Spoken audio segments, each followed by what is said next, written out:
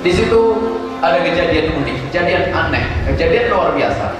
Dan kejadiannya Isra Mi'raj itu sendiri adalah luar biasa. Bagaimana seseorang bisa melaksanakan perjalanan dari Mekah ke Palestina hanya dalam waktu semalam. Masya Allah. Dan susah orang paham makna ini. Makanya kalau di kampus-kampus kejadian ini mau diilmiahkan, nggak akan ilmiah.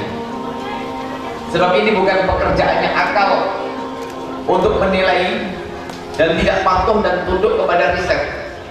Ada sebagian orang percaya kepada kajian ilmiah kalau memang hal tersebut sudah patuh dengan riset. Riset itu adalah uji coba. Siapa yang melakukan Isra Mi'raj tadi yang bisa uji coba benar gak? Tidak ada. Jadi kalau sudah perjalanan Isra Mi'raj, serahkan urusan ini kepada Allah, karena Allah yang menyebutkan di dalam Al-Quran Subhanalladzi asra. Ini Isra Mi'raj. Dan Mi'raj yang disebutkan oleh Nabi Muhammad SAW. Gak menjar kita. Kalau mendekatkan pemahaman, ya ada semut naik pesawat tiba-tiba dari Surabaya ke Jakarta dalam waktu 1,5 jam. Itu untuk mendekatkan, tapi perjalanan Isra Mi'raj tidak sampai Nabi Muhammad SAW melihat surga dan seterusnya. Itu surga hakiki. Ini kejadian yang tidak ada orang bisa melakukan riset. Dan kalau mau ditundukkan dengan kajian ilmiah, malah tidak ilmiah. Sudah, karena ini pesan ini adalah disebutkan oleh Allah, disebutkan oleh Rasulullah, tinggal kita percaya. Maka urusan Isra Mi'raj urusan hati. Kalau hatinya orang benar, tidak dikuasai kesombongan, mudah. Sebab apa? Allah yang maha kuasa yang memperjalankan Nabi Muhammad. Bukan Nabi Muhammad berjalan sendiri, sehingga di dalam Al-Quran disebutkan Subhanalladzi asra, maha suci dan yang memperjalankan. Nabi Muhammad bukan berjalan sendiri. Asra, diperjalankan. Maka di sini yang perlu kita hadirkan adalah hati. Kepercayaan dengan hati, bukan akal. Akal gak nyambung. Hati yang percaya. Dan Nabi Muhammad pun, nah ini bab hati semuanya.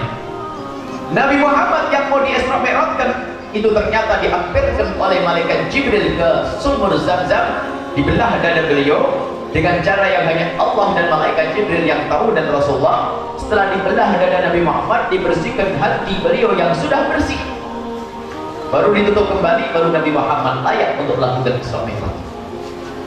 Artinya apa? Isyarat bahwasanya untuk mencapai kemuliaan yang ditata dalam urusan hati, bukan sujud rukuknya.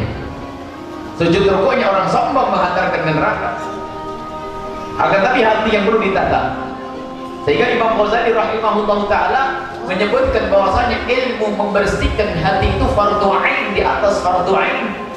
Sebab banyak amal ibadah yang dilakukan seorang hamba ternyata habis sesaat karena kedengkian di dalam hatinya, karena kesombongannya, karena riaknya. Maka hati kan perlu ditata. Maka Rasulullah waktu di Isra Mi'raj kan dibersihkan hati beliau yang sudah bersih, baru setelah itu bisa menjawab sama, bisa Isra Mi'raj. Dengan linuriyahu min ayatina. Jadi kalau sudah hati itu benar, maka akan bisa melihat ayat-ayat tanda-tanda kebesaran Allah. Tapi kalau hati orang nggak benar, susah. Dia bisa melihat tanda-tanda kebesaran Allah. Biarpun itu Al-Quran yang dibaca, tidak seperti ayat Al-Quran. Penghafal Al-Quran hatinya kotor, gelap, hanya bisa menghafal lafaznya, tapi hatinya tidak sambung kepada firman Allah Subhanahu wa ta'ala. Begitu sebaliknya, kalau orang sudah hatinya tertata, hatinya benar, maka dia bisa membaca ayat-ayat Allah. Linuriyahu min ayatina, dan kami tampakkan, Allah berfirman, tanda-tanda kebesaran Allah.